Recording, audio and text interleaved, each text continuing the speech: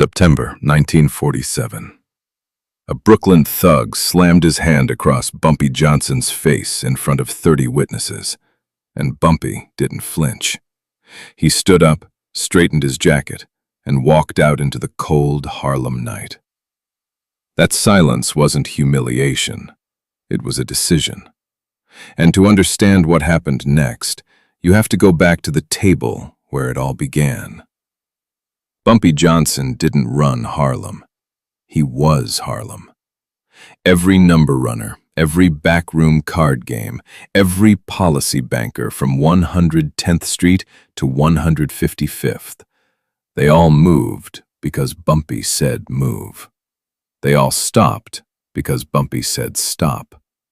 For 15 years, his name alone was enough to settle debts, end arguments, and keep the peace in a neighborhood the rest of New York pretended didn't exist. But that night in September 1947, a man from Brooklyn decided the name didn't mean anything anymore. He put his hand across Bumpy Johnson's face in front of 30 people. And in a world built entirely on reputation, that single act was the same as a declaration of war. Because in Harlem, losing face didn't just cost you respect. It cost you everything. Your business, your loyalty, your life. What happened next was not revenge. It was something colder. Something that had already been decided the moment Bumpy stood up, straightened his jacket, and walked out the door without saying a single word. The club on Lenox Avenue smelled like cigarette smoke, cheap bourbon, and the kind of silence that comes right before something breaks. It was past midnight. The card tables were full. The jazz from the back room had slowed to something low and tired. A trumpet trailing off like a man who'd given up trying to be heard. The overhead lights were dim, just bright enough to see the cards, dark enough to hide whatever else was happening. Bumpy Johnson sat at the center table. He always sat at the center table, not because it was the best seat, but because it was the seat that said, "This room belongs to me." He wore a dark suit, no tie, his hat resting on the empty chair beside him. He had a glass of rye whiskey that he hadn't touched in 20 minutes. He wasn't playing to win money. He was playing because the game gave him a reason to be in the room. And when Bumpy was in the room, everything stayed in order. Junie Bird sat 2 chairs down, watching the door the way a man watches a door when he already knows something is coming through it. Rico Slim D'Angelo came in at 12:47 in the morning. He was tall, well-dressed in the Brooklyn way, flashy but wrong, like a man who'd read about style in a magazine but never actually seen it. He had 2 men behind him, both wider than the doorframe, both wearing expressions that were trying too hard to look dangerous. Rico moved through the room like he owned it, nodding at faces he didn't know, touching the backs of chairs that weren't his to touch. He stopped behind Bumpy. No one in the room spoke. The trumpet in the back room stopped. Even the ice in the glasses seemed to go still. "I heard you've been telling people Brooklyn needs permission to do business in Harlem," Rico said. His voice was loud on purpose.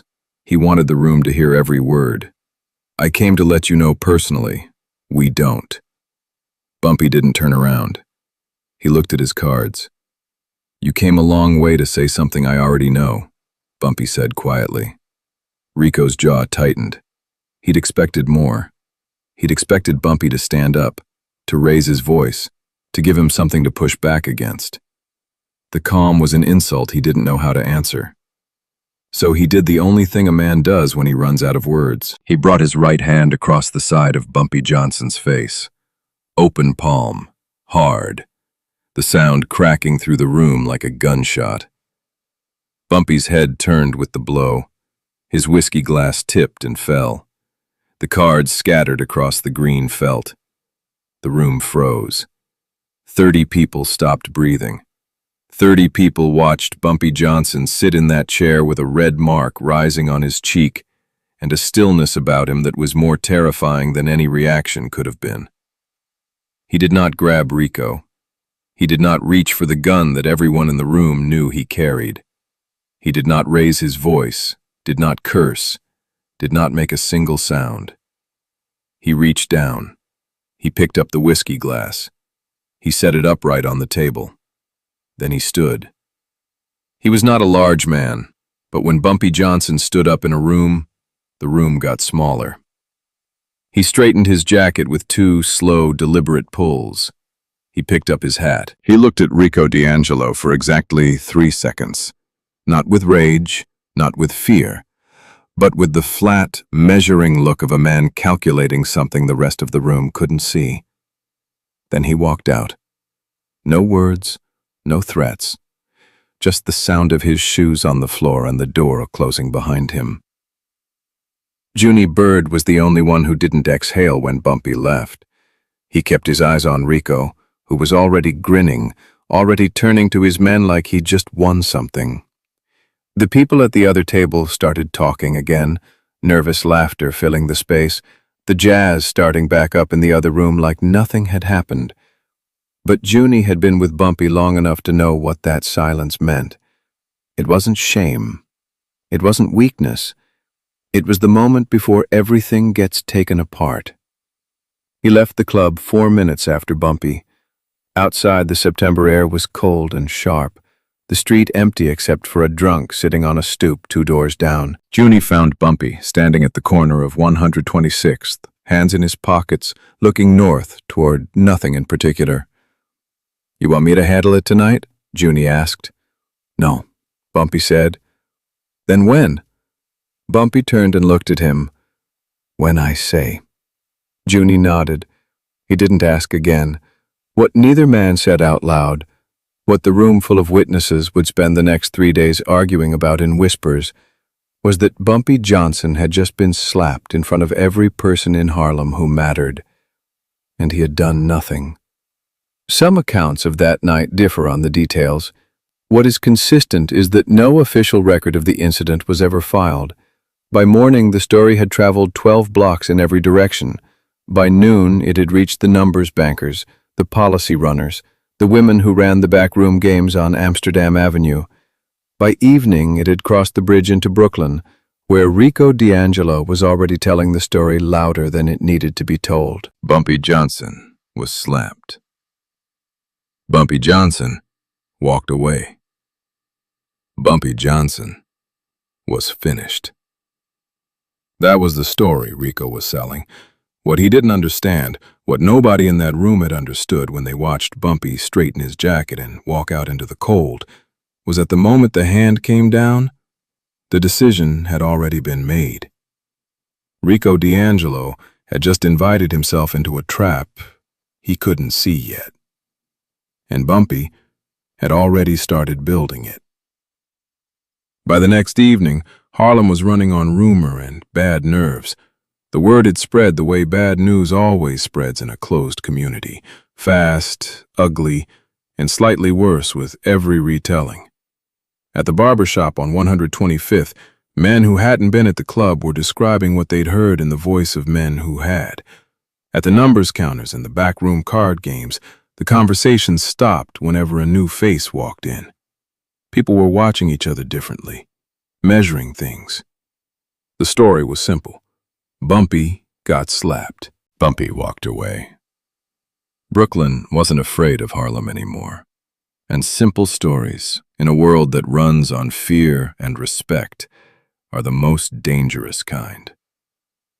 Bumpy spent the morning at his usual table at the coffee shop on 7th Avenue, reading the newspaper, eating eggs, watching the street through the window. 3 men came to him that morning with the same offer wrapped in different words. Say the word, and we'll handle Rico tonight. 3 times he said no. No explanation. Just no. By afternoon, the first sign appeared. Marcus Webb, who ran a policy operation out of a laundry on 118th Street, sent word that he needed to reassess the arrangement. That was the language men used when they were getting ready to stop paying. It meant Marcus had heard the story, done the arithmetic, and decided that the protection he was paying for might not be worth what it used to be. Meyer Sussman, who handled the financial side of Bumpy's organization with the quiet precision of a man who had survived by being useful and invisible, brought the message personally. He sat across from Bumpy in the back room of the coffee shop, his ledger open on the table, and laid it out without decoration. Marcus isn't the only one thinking it, Meyer said. I've heard from 2 others in the last 6 hours. Nobody's stopped paying yet. But they're thinking about it. And once they start thinking about it, it doesn't take long. Bumpy looked at the ledger without touching it. How much moves through Marcus every week? 1,200, give or take. And if the others follow? Meyer paused. Then we're looking at a $4,000 a week problem inside of a month. Bumpy closed the ledger and slid it back across the table. Tell Marcus his arrangement stands. Tell him nothing has changed. Meyer looked at him carefully. He's going to want to know what you're doing about Brooklyn. Tell him I'm thinking. That's not going to be enough. It'll have to be, Bumpy said, and picked up his newspaper again. That night, Bumpy issued a single order through Junie Bird. Nobody touches Rico D'Angelo. Nobody follows him. Nobody threatens him. Nobody sends a message of any kind to Brooklyn. Complete silence. The order was followed because Bumpy's orders were always followed, but it moved through the organization the way cold water moves through a warm room. It changed the temperature of everything it touched. Men who had been ready to act found themselves standing still with nothing to do with their hands. Men who had been angry found themselves confused, which is a more dangerous condition than anger in that kind of work. Brooklyn felt the silence too. Within 48 hours, Rico had 2 men walking the blocks around the number stations on the west side of Harlem. Not collecting, not threatening, just walking. Visible. The message was clear. We're here, and nobody's stopping us. The stations kept operating. The runners kept running. But the presence of Brooklyn men on those streets meant something, and everyone on those streets knew what it meant. Meyer Sussman noted it in his records as External Traffic, West Corridor. He noted the amounts collected from each station that week, compared them against the previous 4 weeks, and found a pattern that shouldn't have been there. Small drops, nothing dramatic but consistent. Money that was being skimmed before it reached Bumpy's people. Not much, but enough to be intentional. He brought this to Bumpy on the 3rd night. Someone's redirecting the small counts before the runners check in, Meyer said. Whoever's doing it knows the schedule, knows the routes, knows which stations run light on Tuesdays. Bumpy said nothing for a long moment. How long has this been happening? He finally asked. Meyer hesitated. Based on the numbers, at least 6 months. The room was very quiet. The financial irregularities Meyer identified were consistent with patterns documented in similar operations of the era, though the specific records no longer exist. 6 months meant the slap wasn't spontaneous. 6 months meant someone inside the organization had been feeding information to Brooklyn long before Rico walked into that club. 6 months meant that the humiliation at the card table was not the beginning of something. It was the visible surface of something that had already been running underground for half a year. Bumpy sat with that information for a long time. When he finally spoke, his voice was the same as it always was. Flat, quiet, unhurried. Don't touch the West Corridor stations, he said. Let them keep taking what they're taking. Meyer stared at him. For how long? Until I tell you otherwise. Meyer wrote it down without comment. He had long ago stopped trying to understand Bumpy's reasoning in the moment. He had learned that the reasoning always became clear eventually, usually at the point when it was too late for anyone else to do anything about it. Outside, Harlem sat in its unusual quiet. No gunshots, no visible movement from Bumpy's people.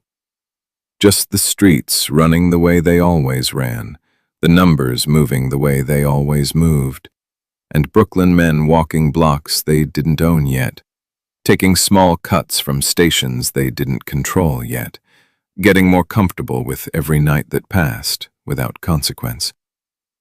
Getting comfortable was the first mistake. On the 5th day, Bumpy unrolled a map. It was a street map of Harlem, The kind you could buy at any newsstand. Nothing special about it except the marks Bumpy had made in pencil over the years. Circles around corners, small numbers beside certain blocks, lines connecting points that meant things only he and Junie fully understood. He spread it on the table in the back room, weighted the corners with a coffee cup and an ashtray, and stood over it for a long time without speaking. Tommy Lace sat across from him. Tommy was thin, quiet, 26 years old, and possessed of the specific talent of being able to move through any part of the city without being noticed or remembered. Bumpy used him the way a general uses reconnaissance, to see what was happening in places before making decisions about those places. "Walk me through where they've been," Bumpy said. Tommy pointed at the map. 3 corners on the west side, 1 station on 121st, 1 runner pickup point near the park. All of them in a line, moving roughly north to south along a corridor that connected to a Brooklyn entry point 2 miles south. "They're not random," Tommy said. "They're building a route. Same path, same times, 2 nights in a row." Bumpy looked at the line of points on the map. "How much are they taking?" 40, maybe 50 a night from each station. Small enough that nobody's making a complaint. "That's intentional," Bumpy said. "Small enough to feel like a test." He picked up the pencil and circled 3 stations. Not the ones Brooklyn was touching, but 3 others slightly further east. Lower volume stations. Operations that brought in enough to matter, but not enough to be critical. "Pull out people off these 3, he said. "Reduce the count. Make it look like they're running light." Tommy studied the circled stations. "You want Brooklyn to see soft targets." "I want Brooklyn to see what I decide they see," Bumpy said. Junie, who had been standing near the door with his arms folded, spoke for the first time. "If we pull back from those stations, we lose the revenue while the play runs. That's real money." "It's a temporary loss," Bumpy said.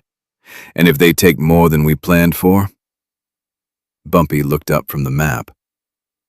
"Then we'll know they're greedier than they are smart, which makes it easier."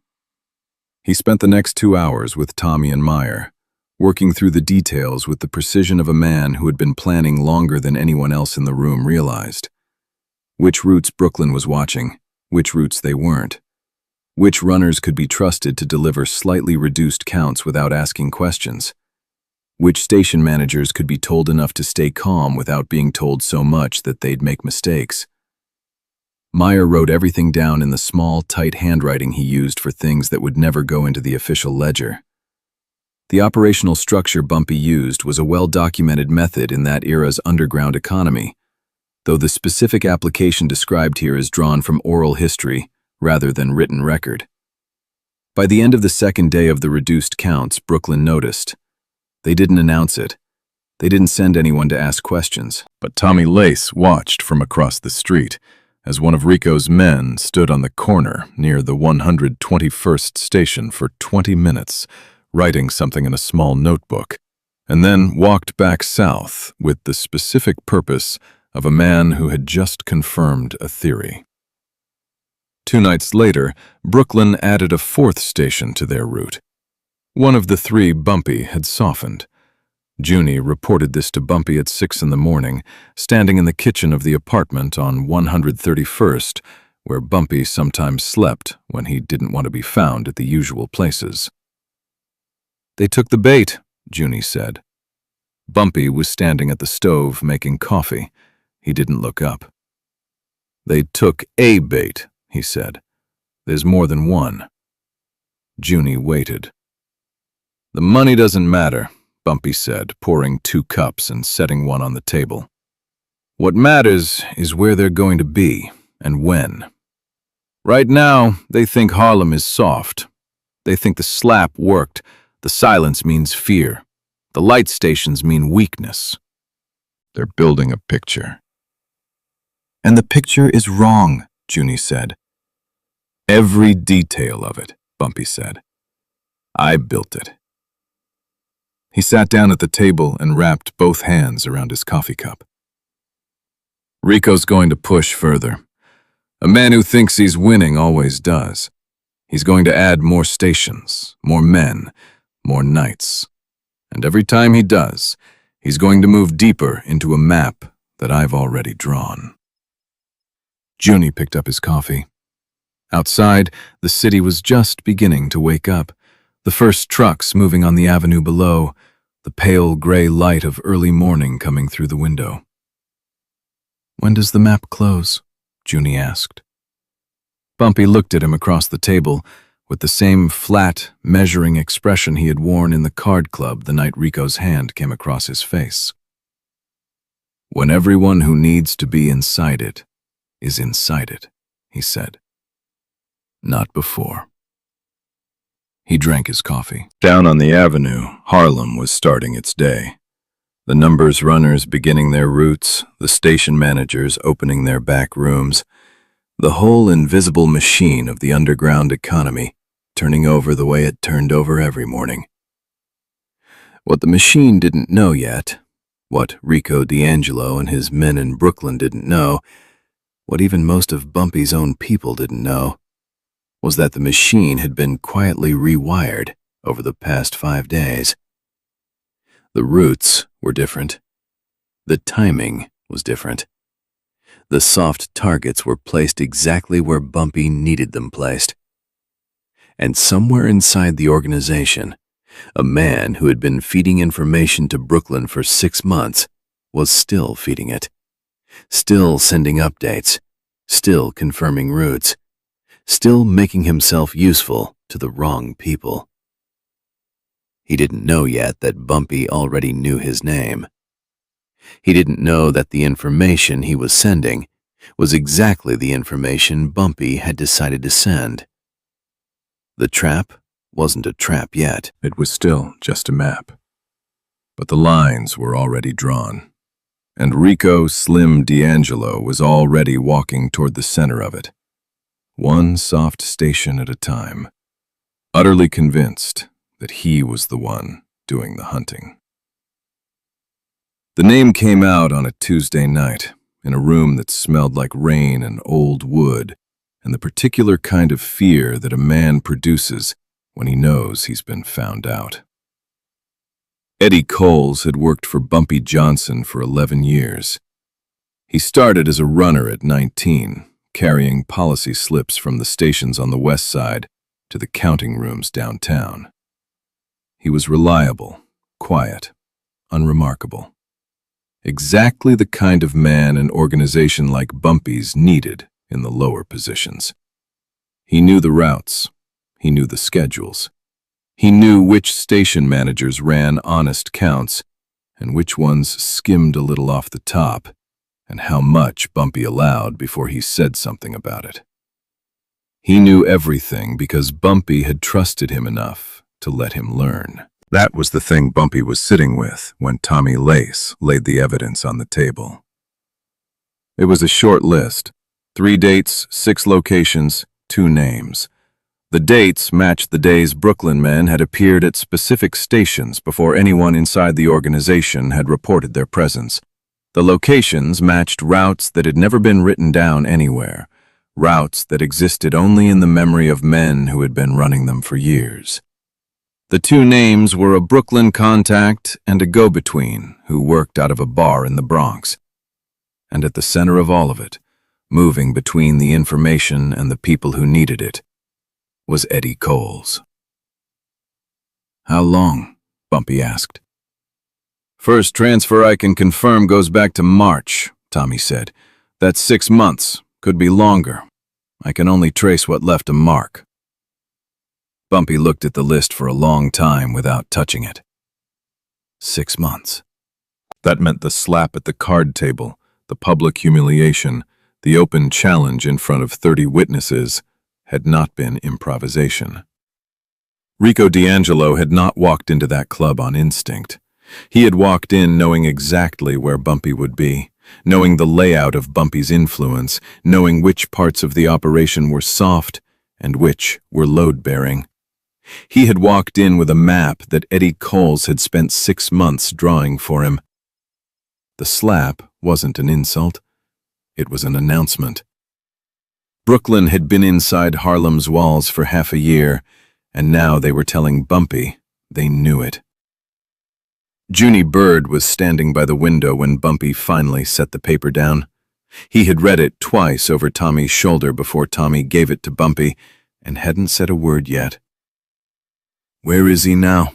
Bumpy asked. "Home," Tommy said. 131st. He finished his route 2 hours ago and went straight back. He's been acting normal? Nothing unusual.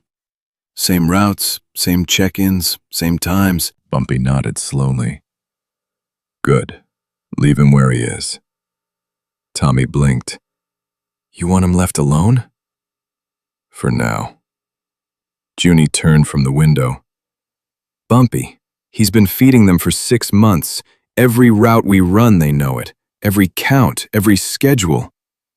I know what he's been feeding them, Bumpy said. His voice was perfectly even. That's why I'm going to let him keep doing it. The room was very quiet. He's going to keep sending Brooklyn information, Bumpy continued. But starting tomorrow, the information he sends is going to be exactly what I want them to have. Junie understood it then. He looked at Tommy, who was still processing, and then back at Bumpy. You're going to use him, Junie said. He's already being used, Bumpy said. The only question is, who's doing the using? He stood up from the table and walked to the window Junie had just left, looking down at the street below. The rain had stopped, but the pavement was still wet, the street lights throwing long reflections across the blacktop. Eddie Coles doesn't know we know, he said. And as long as he doesn't know, he's the most valuable man I have. Every piece of false information he carries to Brooklyn is a piece of the picture I'm building for Rico. And Rico trusts it because it's coming from a source he's been relying on for 6 months. Tommy finally spoke. And when we don't need him anymore? Bumpy didn't answer right away. He kept his eyes on the street. Betrayal doesn't just hurt you, he finally said. It shows you exactly who needs to go. Eddie's name's been written down since the moment he made his first call to Brooklyn. The only thing that changes is the timing. He turned away from the window. Get word to him tomorrow morning. Tell him I want updated counts from the East Corridor by Thursday. Make it sound routine. Tommy nodded and left without another word. Junie stayed. You've known for more than a week, haven't you? Junie said. It wasn't a question. Bumpy looked at him. 8 days. And the information we've been letting Brooklyn see through Eddie has been going through Eddie deliberately since day 5, Bumpy said. The soft stations, the reduced counts, the route adjustments, he reported all of it to Brooklyn exactly the way I needed him to report it. Junie exhaled slowly. So they think they're getting inside information. They are getting inside information, Bumpy said. Mine. He picked up his jacket from the back of the chair and put it on. Old-timers in Harlem who remembered that period would later refer to certain individuals as informal sources, without ever explaining exactly what that meant. Rico D'Angelo slapped me because he thought he understood the board, Bumpy said, moving toward the door. He understood exactly what I let him understand. Not one thing more. He stopped in the doorway and looked back at Junie. Go home. Sleep. In 2 days, Brooklyn is going to make their move into the East Corridor. When they do, they're going to walk into a street that looks exactly like what Eddie told them it looks like. Except it won't be.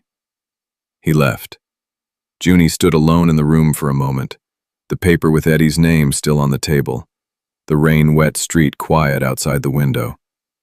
He thought about Eddie Coles running his routes that morning completely unaware, carrying the weight of what he'd done without knowing the weight had already been measured and accounted for.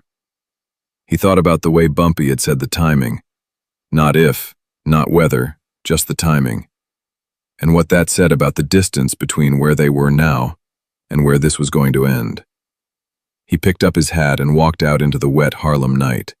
On Thursday, 15 men came across from Brooklyn. They didn't come all at once. They came in 3s and 4s over the course of 6 hours, arriving through different entry points, taking different routes north, landing at different addresses spread across the west side of Harlem. Some of them had done jobs in Harlem before. Most of them hadn't. All of them had been told the same thing by Rico's people. The neighborhood was soft. The local operation was in disarray, and the only resistance they were likely to encounter was from men who had already been paid to look the other way. They had been told this because Eddie Coles had told it to Brooklyn, and Eddie Coles had told it to Brooklyn because Bumpy had decided that was exactly what they should believe. By 10 o'clock Thursday night, 15 Brooklyn men were in Harlem. By 11, Bumpy knew the location of 13 of them. Lieutenant Anthony Marconi got the call at his apartment at 9:30. Marconi was a 20-year NYPD man who had spent the last 7 working an arrangement with Bumpy that was never written down and never discussed in language that could be repeated. He answered on the second ring. "There's going to be some unusual foot traffic in the west corridors tonight," Bumpy said. "I need your people to find other streets to walk." Marconi was quiet for a moment. "How long?" "2 nights, maybe 3. Another pause. "I'm gonna need to know it's clean on the back end." "It'll be clean," Bumpy said. Marconi hung up. By midnight, there were no uniformed officers within 4 blocks of the West Corridor stations. The streets looked exactly the way Brooklyn had been told they would look, open, unguarded, practically inviting. The 15 men moved with the loosened confidence of people who believed they were operating in a vacuum. Father Dominic Bell heard the first of them in the confession booth at St. Catherine's on 128th Street at 11:15. The man was in his late 20s, Italian, and appeared to have come to confession the way some men come to bars, not out of genuine repentance, but out of a need to say something out loud to someone who couldn't repeat it. He said he was new to the neighborhood. He said he was in town for work. He said he'd done things in his life he wasn't proud of, but that this particular job felt different. Felt like something bigger than the usual, something he couldn't quite name. Father Bell, who had been the pastor at St. Catherine's for 19 years and had learned to hear what wasn't being said as clearly as what was, offered absolution and said nothing to anyone. But when he locked the church at midnight and walked back to the rectory, he paused on the front steps and looked up and down the block at the street that felt different than it had the night before, fuller than it should have been, and yet somehow very still. Inside the West Corridor, the Brooklyn men were settling in. They took up positions near the 3 stations Bumpy had softened, noted the reduced activity, confirmed with each other over payphones what Eddie Coles had already told Rico, that Harlem was running scared, that the numbers were down, that the operation on this side of the neighborhood had been rattled since the night at the card club. What none of them noticed was the absence of certain things. There were no cars parked on the south ends of the 3 main exit streets. There were no faces in the windows of the buildings on either side of the corridor that a careful man might have recognized as familiar. The 2 phone booths that Brooklyn men might naturally use to call back to Rico were both out of service. One with a handset that had been quietly damaged that afternoon, one with a coin mechanism that had been jammed. Tommy Lace, moving through alleys and back entrances with the invisible efficiency that made him what he was, confirmed positions to Junie Bird every 30 minutes by a system of signals they had been running for 3 years. By 1 in the morning, all 15 men had been located and logged. Junie found Bumpy at the coffee shop, the same table, the same chair, the same cup of rye whiskey he never touched until the work was done.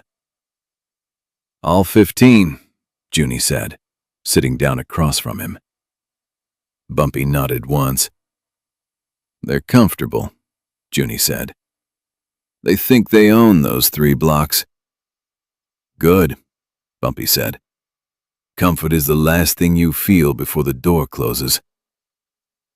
He picked up the whiskey glass and turned it in his hands without drinking from it. "When you let an enemy walk into your house," he said, "you have to be absolutely sure the door works. Not the lock, the door.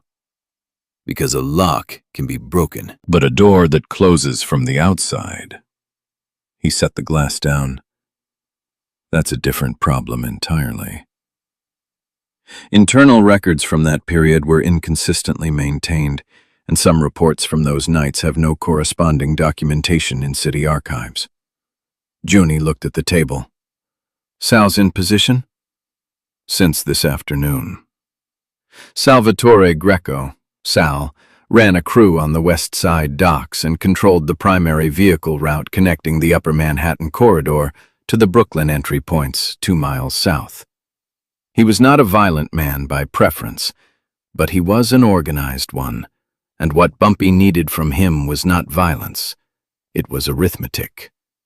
Every car that had come north carrying Brooklyn men had passed through a 2-block stretch of road that ran alongside the rail yard on the west side. Sal's people knew every car.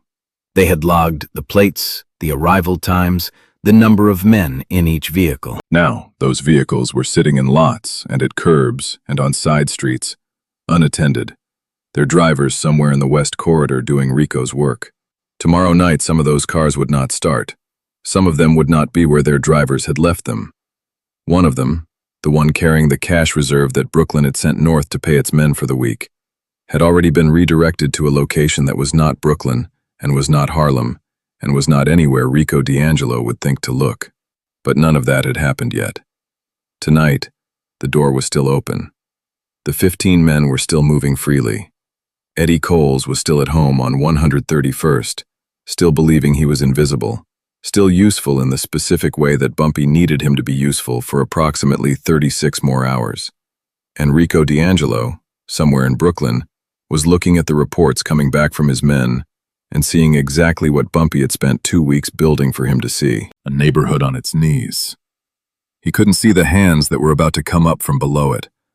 The door closed on a Friday. It didn't close with noise. There was no signal, no announcement, no moment that the Brooklyn men could point to afterward, if there had been an afterward, and say, "That was when we knew." It closed the way a good trap closes, gradually and then all at once. And by the time the men inside had understood what was happening, the geometry of the situation had already been decided without them.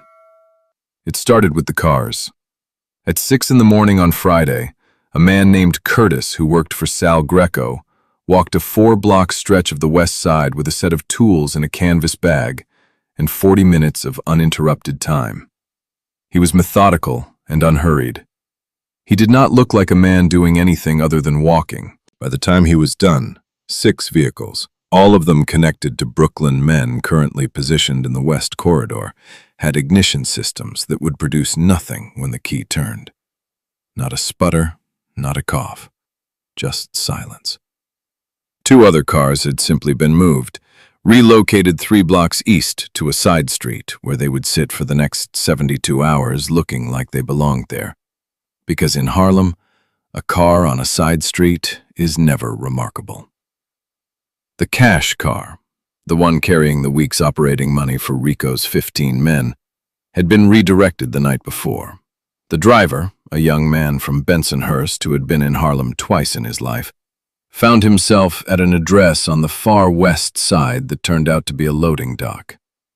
When he got out to check the address, the car and everything in it was driven away by someone he never got a good look at. He was left standing in an alley with $40 in his pocket, and no way to explain what had happened to the $1,200 that weren't his. By 7 in the morning, the Brooklyn men in the West Corridor had no vehicles and no operating funds. They didn't know either of these things yet. The phones went next.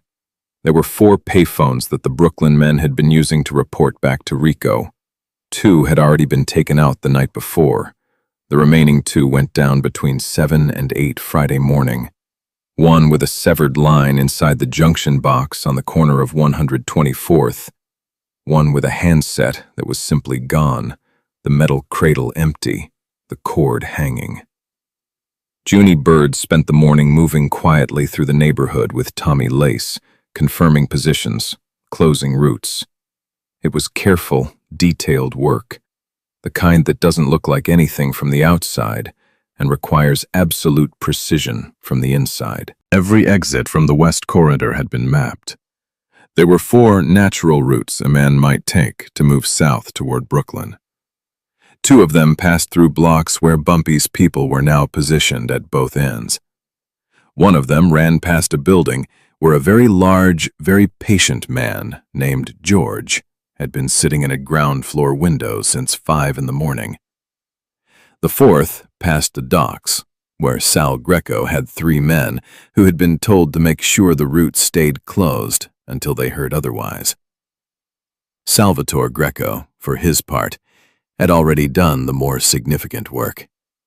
The supply line between Brooklyn and Harlem, the informal network of drivers, intermediaries, and drop-off points that Rico's operation depended on for resupply and communication, ran through the dock corridor on the west side. Sal controlled that corridor the way a foreman controls a loading floor, completely, without drama, and in a way that was invisible to anyone who didn't already understand how the system worked. By Friday afternoon, nothing was moving through that corridor except what Sal decided to move. Brooklyn had sent 2 inquiries north through the usual channels. Neither of them arrived. The men who carried them turned back at points they couldn't explain, a road that seemed suddenly occupied, a contact who wasn't where he was supposed to be, a sense of pressure that made the instinct for self-preservation override the instinct to follow orders. Inside the corridor, the 15 Brooklyn men were beginning to feel the edges of their situation. It started as small inconveniences, a car that wouldn't start, a phone that was dead, a contact who didn't pick up. Each one was explainable on its own. Together, over the course of a Friday morning, they began to produce a specific kind of anxiety in men who were trained to read environments for danger. By noon, 3 of Rico's men had found each other by chance on 123rd Street and were standing in a tight circle speaking in low voices, their eyes moving up and down the block in the way eyes move when the body has already decided something is wrong and is waiting for the mind to catch up. One of them, a heavyset man named Caruso, had tried to walk south on the most direct route toward Brooklyn an hour earlier. He made it 2 blocks before he stopped. Nothing had blocked him. No one had confronted him. The street was open, but there was something in the arrangement of the people on that street.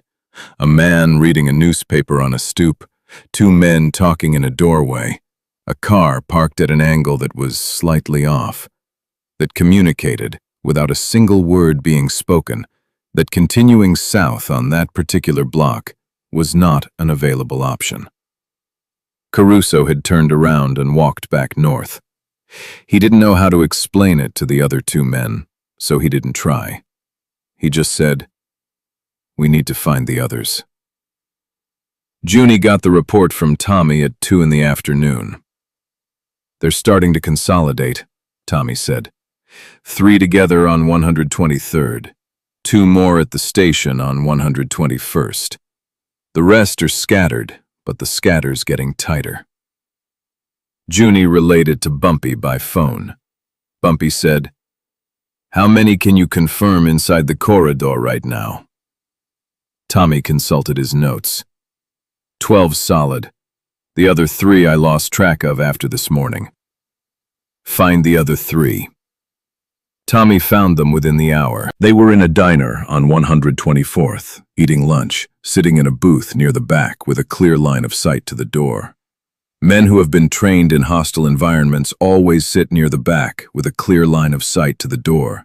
It means they've already moved from discomfort to alertness. Alertness was too late. The $1,200 was gone. The cars were dead or missing. The phones were cut. The supply routes were closed. 12 men, confirmed inside the corridor, were beginning to understand, slowly and with the particular horror of a slow understanding, that the neighborhood they had walked into had reorganized itself around them, while they were busy believing they were winning. Immigration records from that week in Harlem contained several gaps that researchers have noted but never fully explained. Bumpy put the phone down and sat for a moment in the quiet of the back room. Outside, Harlem moved through its Friday afternoon the way Harlem always moved. Loud, alive, layered, a city inside a city running on rhythms that outsiders never quite managed to read. The numbers runners were doing their routes. The policy stations were open.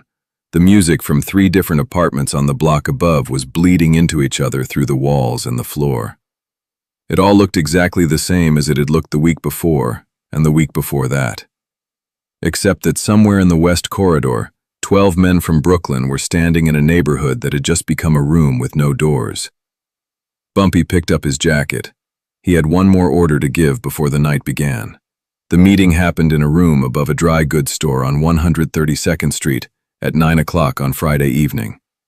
There were 4 men in that room: Bumpy Johnson, Junie Bird, Meyer Sussman, and a man named Clarence Howell, who had run the East Side policy operations for 11 years, and whose opinion Bumpy respected in the specific way that powerful men respect the opinions of people who have never once been wrong when it mattered. Bumpy laid out the situation without decoration. 12 Brooklyn men trapped in the West Corridor. 3 others whose locations Tommy Lace had confirmed by 7 that evening. Supply lines cut. Vehicles neutralized. Communications severed. Eddie Cole still at home on 131st, still unaware, still breathing. Enrico D'Angelo, somewhere in Brooklyn, already aware that something had gone wrong. Because 15 men don't go silent for 12 hours without their boss noticing the silence.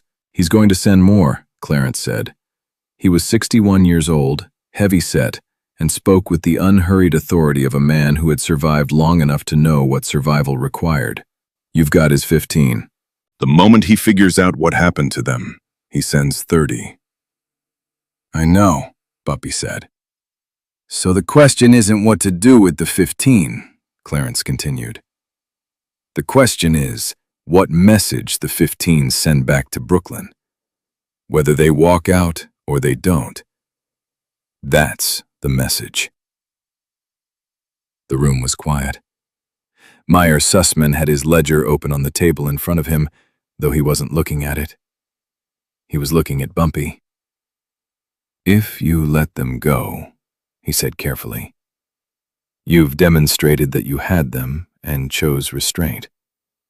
Some people will read that as strength.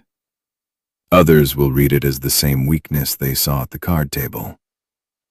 Most will read it as weakness, Junie said flatly. He was standing by the door with his arms folded, the way he always stood when he'd already made up his mind about something and was waiting for the room to catch up. You let 15 Brooklyn men walk out of Harlem after what Rico did, and by morning every numbers banker from here to Washington Heights is making a different calculation. Bumpy had not spoken since laying out the situation. He sat at the center of the table with his hands flat on the wood in front of him, looking at nothing in particular, running through the arithmetic in his mind that he had already run through 20 times since the afternoon. He knew what the answer was. He had known what the answer was since the morning he told Tommy to find the other 3. A man does not close every exit from a neighborhood and cut every line of communication because he is considering letting people walk out. The decision had been made in the architecture of the trap itself, long before this room, long before this conversation. What the room needed, what Clarence and Meyer and even Junie needed, was to hear it said out loud, because what was about to happen was not reversible, and the men who were going to carry it out deserved to understand that Bumpy understood the weight of what he was ordering. There's no version of this that ends quietly, Bumpy said. I let them go, Brooklyn reads it as an opening, and we're having this conversation again in 30 days, except with a bigger problem and less room to move. I send them back in pieces, Brooklyn knows exactly what kind of answer they'll get next time they cross the line, and they decide whether that answer is worth the cost. He looked at Clarence. War doesn't start because one side decides to fight. War starts because one side decides the other side won't. Rico made that decision the night he walked into the club. I'm making a different one tonight. Clarence held his gaze for a long moment, then nodded once. He picked up his hat and left without another word. His presence had never been required for the execution, only for the decision. Now the decision had been made. Meyer closed his ledger quietly. I'll have the accounts restructured by Monday. Whatever happens tonight, the money moves clean by the start of the week. He left. Junie and Bumpy were alone. You want me to run it? Junie said. Yes. Anyone you want pulled out before it goes? Bumpy thought about that for exactly 3 seconds. No. Junie unfolded his arms and straightened his jacket. He had the specific stillness of a man who's accepted a large and serious task and is already organizing it in his mind. The 3 they don't know we found, he said. The diner on 124th. They moved, Bumpy said. Tommy tracked them to a rooming house on 122nd at 5 o'clock. 2nd floor, 2 rooms. Junie nodded. Then we start there. He moved toward the door and stopped with his hand on the frame. The order, he said. I need to hear it from you. Straight. Bumpy looked at him across the empty room. All of them, he said. No exceptions, no negotiations. No one walks back to Brooklyn to tell a story. No official order of that kind was ever recorded. In that world, the most consequential decisions existed only in the memories of the men who gave and received them. Junie left. Bumpy sat alone in the room for a while after the door closed. The dry goods store below was dark and shut. The street outside was going through its Friday evening routines, voices, music from an open window 2 buildings down, the occasional car moving past on the avenue. He thought about the morning in September, when Rico D'Angelo's hand had come across his face in front of 30 people. He thought about the stillness he had felt in that moment.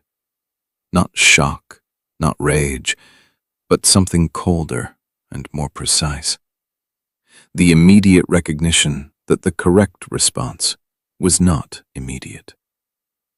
He had spent 3 weeks building the correct response. Now, Junie was walking down 132nd Street with the order in his chest and the night ahead of him.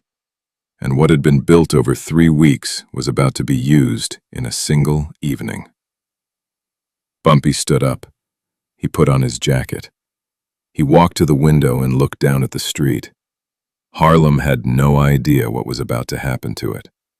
Not the people on the sidewalks, not the men in the rooming house on 122nd, not Rico D'Angelo sitting in Brooklyn waiting for a phone call that was never going to come. By morning, the neighborhood would be the same and completely different. Same streets, same buildings, same music bleeding out of the same windows. But the thing underneath it, the arrangement of power, the hierarchy of fear, the invisible map that every serious person in this city carried in their head, that was going to be redrawn before sunrise. Bumpy turned away from the window and walked down the stairs into the night.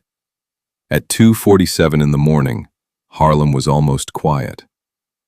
Almost. There was still music from one apartment on 123rd. A record player someone had forgotten to turn off, the brass low and lonely through a half-open window. There was the smell of rain coming, the air dense and electric the way it gets before a storm that hasn't decided to arrive yet. There were cats in the alley behind the station on 121st.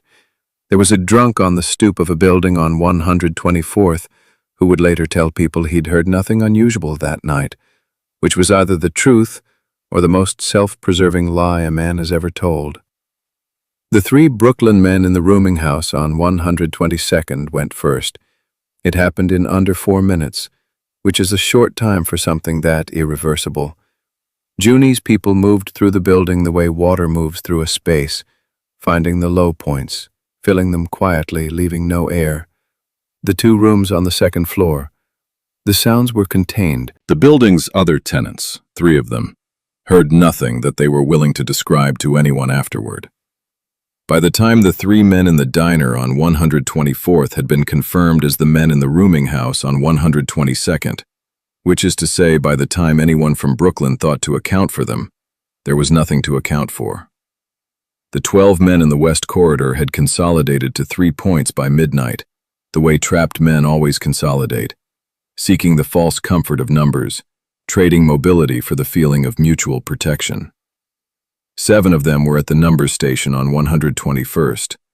3 more were in the building directly across the street, a rooming house whose manager had been given a single piece of advice by one of Bumpy's people on Thursday afternoon. Leave the front door unlocked tonight and stay in your room until morning. The remaining 2 were in a car on 123rd. The car that wouldn't start. They had been sitting in it for 3 hours, the engine clicking uselessly when they turned the key, the radio dead because the battery had been quietly drained that afternoon while the car sat unattended in the lot on 122nd. They had exhausted the conversation available to 2 men who are frightened and don't want to admit it to each other. By 1 in the morning, they were simply sitting in silence, watching the street through windows fogged with their own breath. Calvin Reese was 19 years old and had been driving for Bumpy's operation for 8 months. He was not part of the crew Junie was running that night. He had been sent to the block on 123rd for a single purpose: to park a second car directly behind the dead one, blocking it completely, and then walk away. He did this at 1:45 in the morning. He parked the car, set the brake, pocketed the keys, and walked back north without looking behind him. He was a young man who understood instinctively that there are things you do and things you don't think about afterward, and that the line between surviving in this world and not surviving in this world runs exactly along that distinction. Calvin Reese kept his mouth closed about that night for the rest of his life. The operation at the 3 consolidation points began simultaneously at 2:47. Junie had coordinated it with the precision of a man who has learned, through years of consequential work, that simultaneity is the only guarantee against one point warning another. If 7 men at the 121st station heard anything from the building across the street, they would use the 45 seconds that bought them to move or fight or make noise. If they had no 45 seconds, if everything happened at once, there was nothing to react to. Everything happened at once. The station on 121st went in under 6 minutes. The building across the street went in 4. The 2 men in the car on 123rd, the car that wouldn't start, the car with the dead radio, the car now blocked from behind by a vehicle whose keys were in Calvin Reese's pocket, went last, which meant they had approximately 90 seconds of knowing that something catastrophic was happening on the blocks around them before it arrived at the window of their car. 90 seconds is enough time to understand. It is not enough time to change anything. Rico Slim D'Angelo arrived in Harlem at 2:31 that morning in a black Ford with 2 men and a driver. He had come personally because 15 men don't go silent without a reason, and a man like Rico needed to see the reason with his own eyes before he believed it. He made it 4 blocks into the West Corridor before the Ford stopped moving.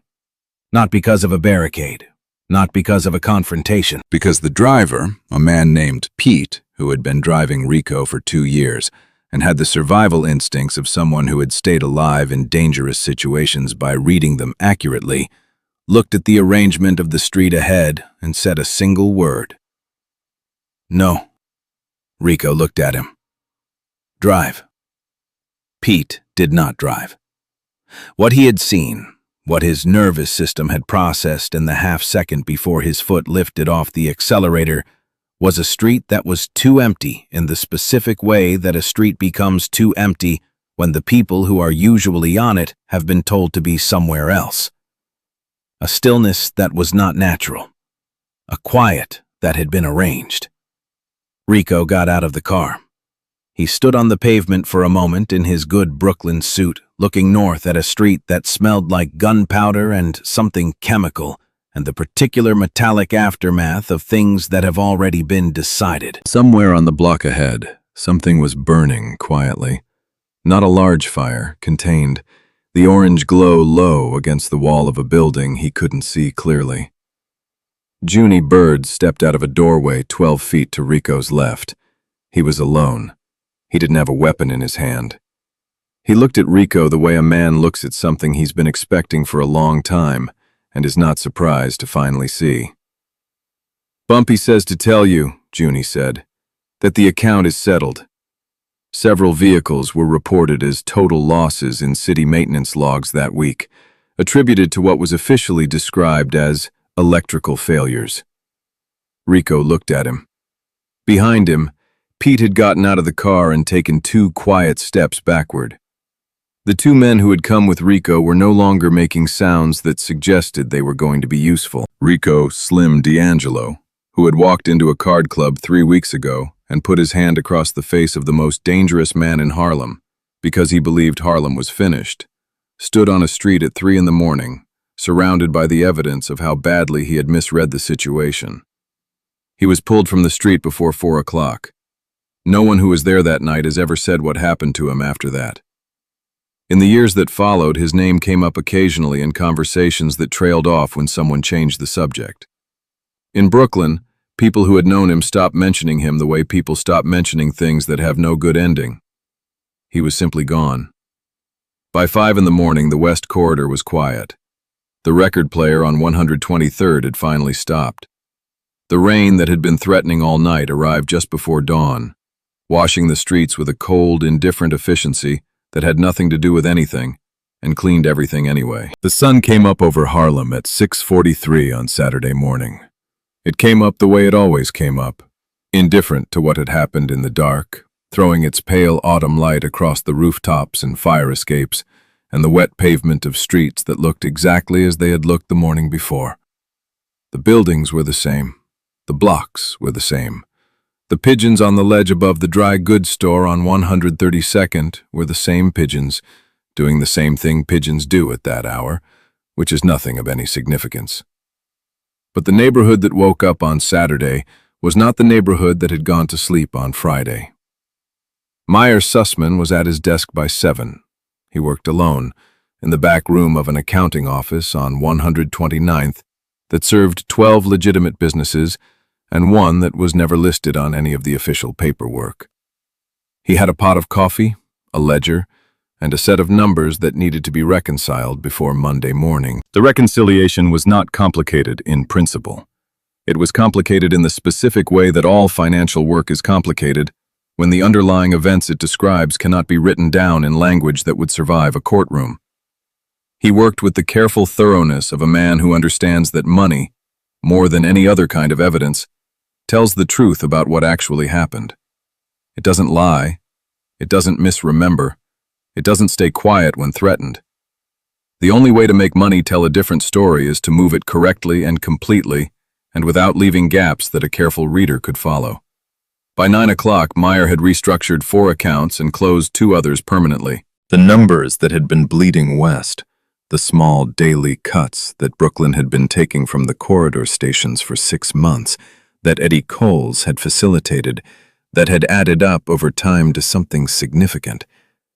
Those numbers were already being rebuilt from the stations that had been softened intentionally and were now returning to full capacity.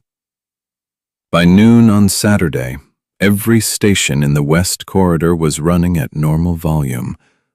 Marcus Webb, the policy operator on 118th, who had sent word 5 days earlier about reassessing his arrangement, sent a different message on Saturday morning. No explanation, just a number, the usual weekly payment, delivered through the usual channel, on time. The reassessment had apparently concluded. 2 other operators who had been quietly wavering sent similar signals by the end of the day. Not apologies, not acknowledgments of anything specific, just money, moving in the correct direction at the correct time. Junie Bird spent Saturday cleaning up the details that needed cleaning. There was nothing dramatic left to do. The dramatic part was over. What remained was the practical work of ensuring that the night's events left no visible shape in the world, no loose ends, no confused witnesses, no trails that connected points someone might think to connect. He was thorough and unhurried. He had been doing this kind of work for 15 years. Tommy Lace confirmed by early afternoon that Eddie Coles had left his apartment at 7 in the morning, run his usual Saturday route, and returned home by 11. Eddie had no idea. He was living inside a story that had already ended without him knowing it, still believing he was a useful bridge between two operating powers when one of those powers had ceased to exist overnight. Bumpy met with Junie at 4 o'clock on Saturday afternoon. They sat at the usual table in the coffee shop, the same table where so many of these conversations had happened. And they had coffee and didn't say much for a while.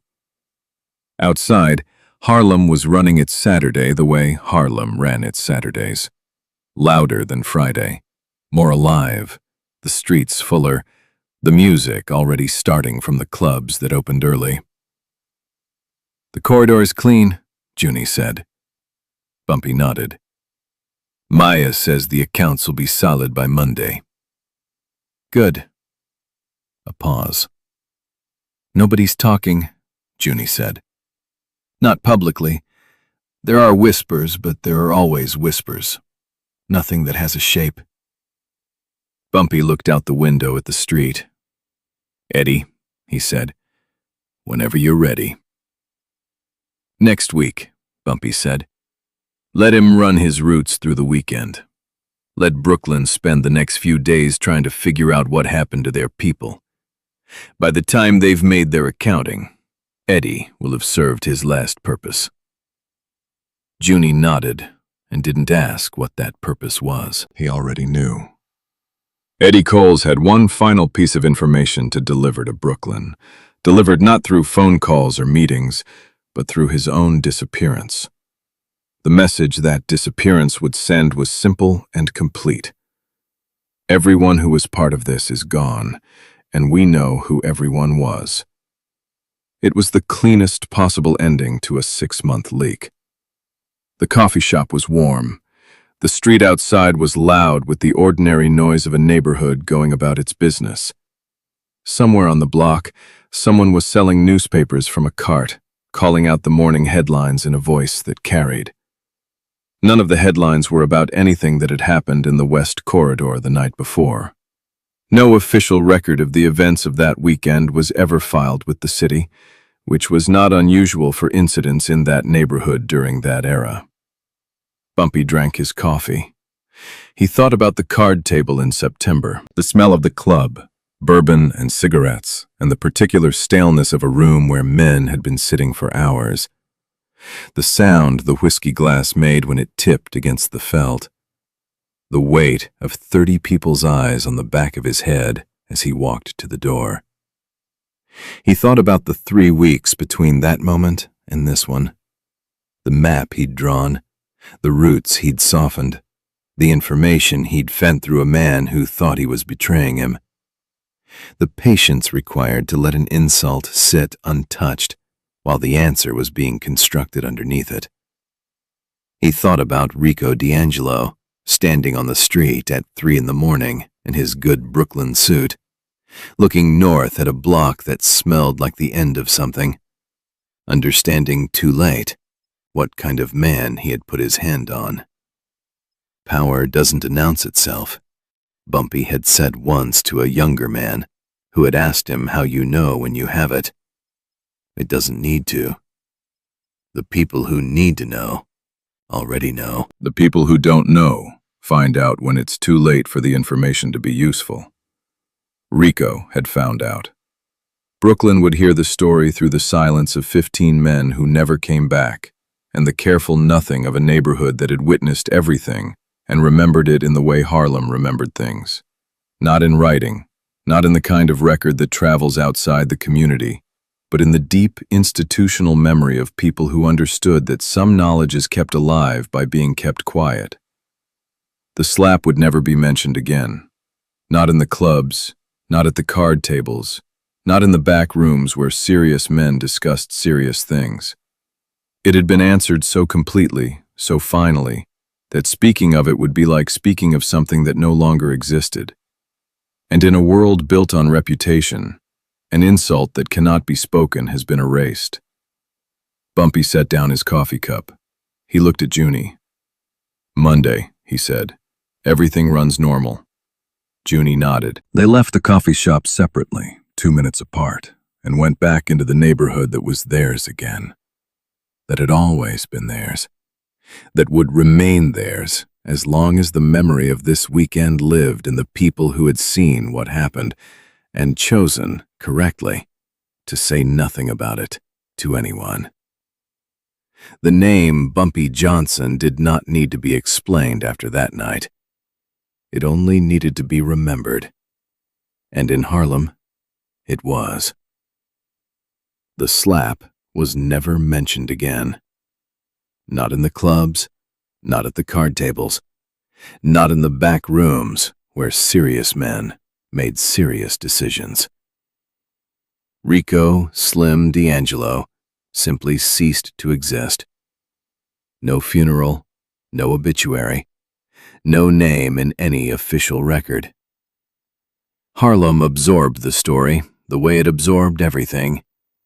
Quietly, completely, permanently.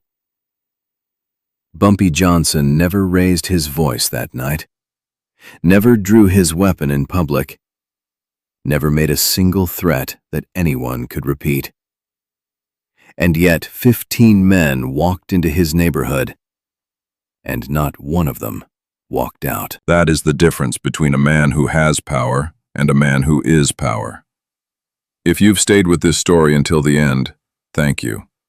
These are the stories history forgot to write down, and as long as you're here, we'll keep finding them. Subscribe so you never miss what comes next. Now tell us, if you had been sitting at that table the night Bumpy was slapped, would you have read his silence as weakness, or would you have known enough to be afraid?